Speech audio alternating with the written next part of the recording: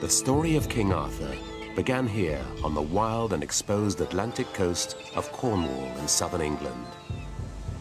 1,500 years ago, the young Arthur is said to have been born at Tintagel Castle, his birth the result of magic and subterfuge. The epic of King Arthur and his Knights of the Round Table is a tale of passion and noble deeds, love and chivalry. It's also a tale of death and destruction, suffering and war.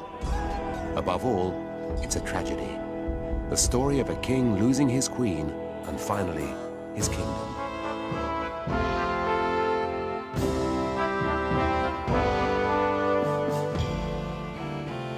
The tales of King Arthur are based on scraps of history, facts, and folklore. They have endured over the centuries and have been fashioned by history, modified and extended. All cultures have figures who represent the kind of sum of everything that is thought to be good. Arthur is a very human hero.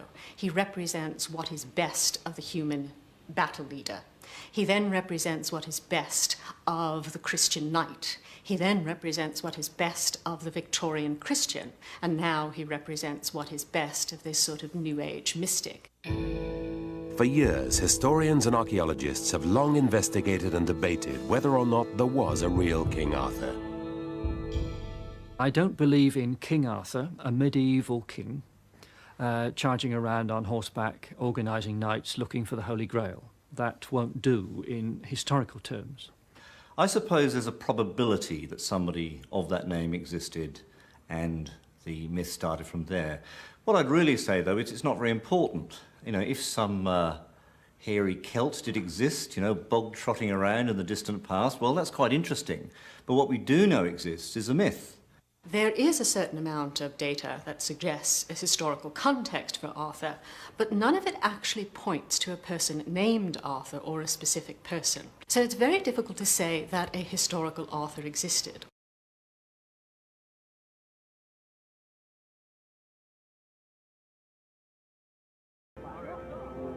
Accounts of Arthur's exploits, real or fictitious, were largely passed on by word of mouth for 500 years.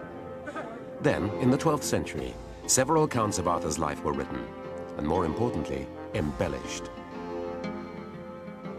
The spread of these medieval versions of the tales were phenomenal, and the life of Arthur and his Knights of the Round Table became a classic romantic narrative.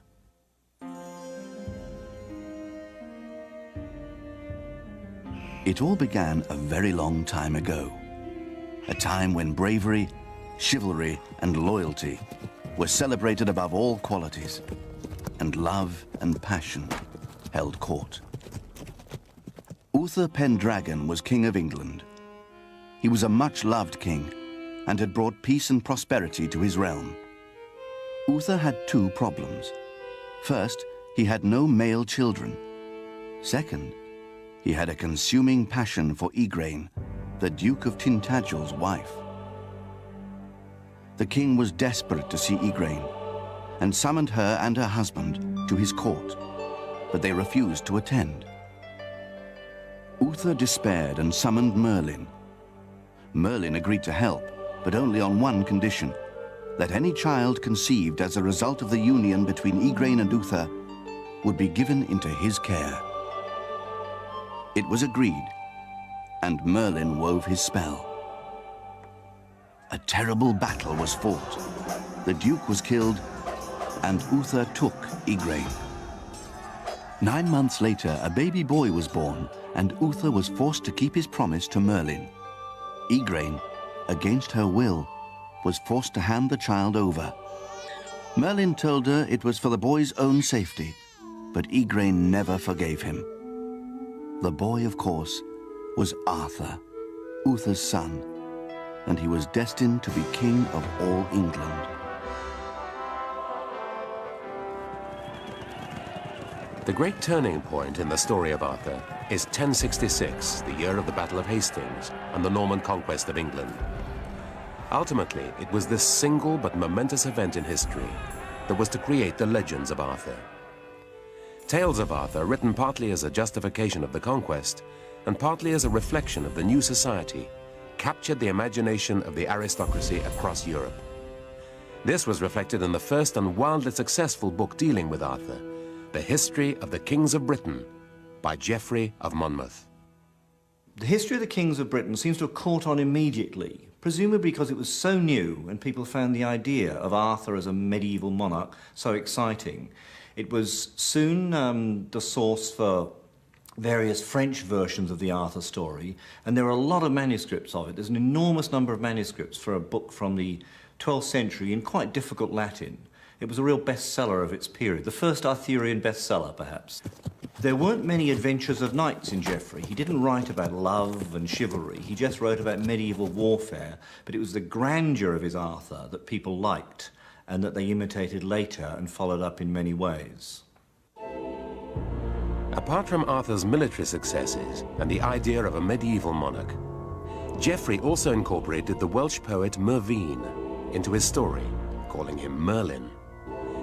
He was a wizard, the greatest wizard of his time, known for his marvelous powers. Legend credits him with many amazing feats, transforming himself into different creatures and foreseeing the future. Merlin is the name that Geoffrey of Monmouth gives him, and it's the name that he sort of continues with to the present day. He is a type of magician. We know him from other cultures. Very, very commonly, you get a powerful figure who protects a young king. Arthur as a baby is quite helpless. He needs Merlin to look after him. Merlin, with his prophetic powers, can see into the future, knows what is in store for Arthur. He can arrange the future. But what is interesting about Merlin is that his power is vast, but it's very unspecific. Merlin's fate is as mysterious as his life. For once Arthur had married Guinevere, Merlin disappeared. He felt his work was done. Some believe that Nimue, Lady of the Lake, shut him up in a cave, and his ghost still haunts the bottom of the caves at Tintagel.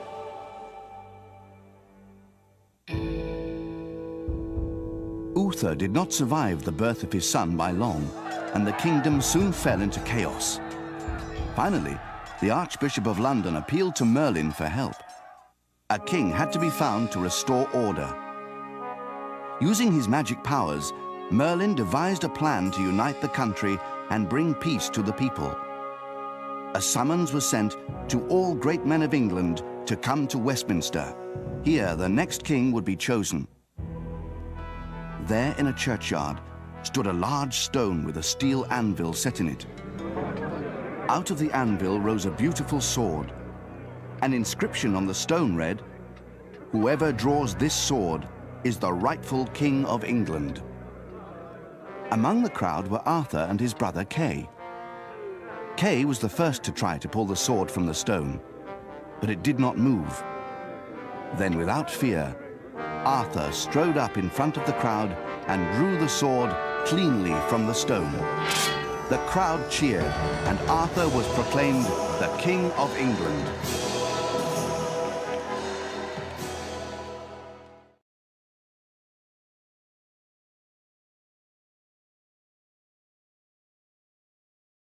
By completing a quest, Arthur became King of England and acquired his court, Camelot. However, he was to be provided by magical means with another sword more appropriate to a king.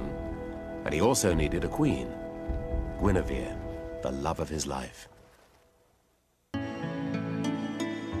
In the late 12th century, a number of French writers take up the story of Arthur.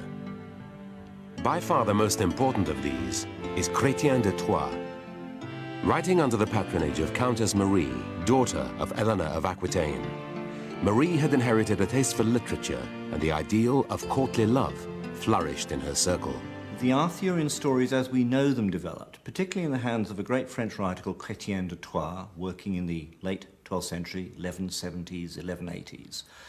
And he inserted what we call the single hero adventure, the stories of knights, Sir Lancelot, Sir Ewain, and so on.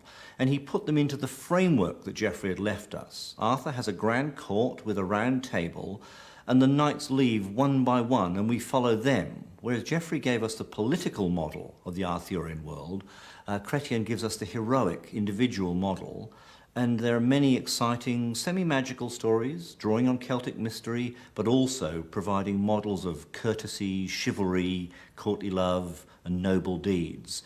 And it's from there, really, that our idea of heroes, knightly heroes, come. There was this idea of the chivalric conduct of the knight, the fact that you were, in a way, a member of a very elite group, and your fellow knights had to be regarded and had to be treated in a certain way. Infidels, of course, were outside the group. You could treat them in whatever way you liked, usually as violently and as brutally as possible.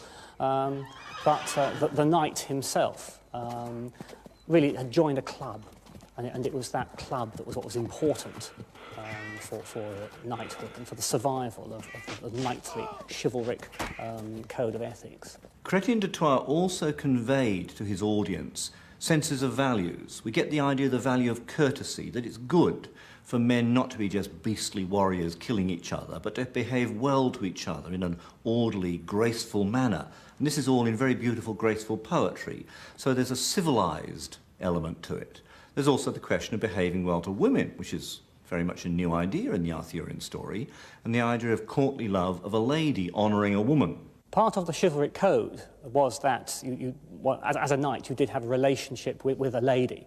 The lady, in a way, had an almost mystical significance, almost akin to your relationship with God. You looked up to her, you did her bidding, you were her servant. At the same time, the lady herself had a certain amount of power. She could spurn your advances, or she could accept them.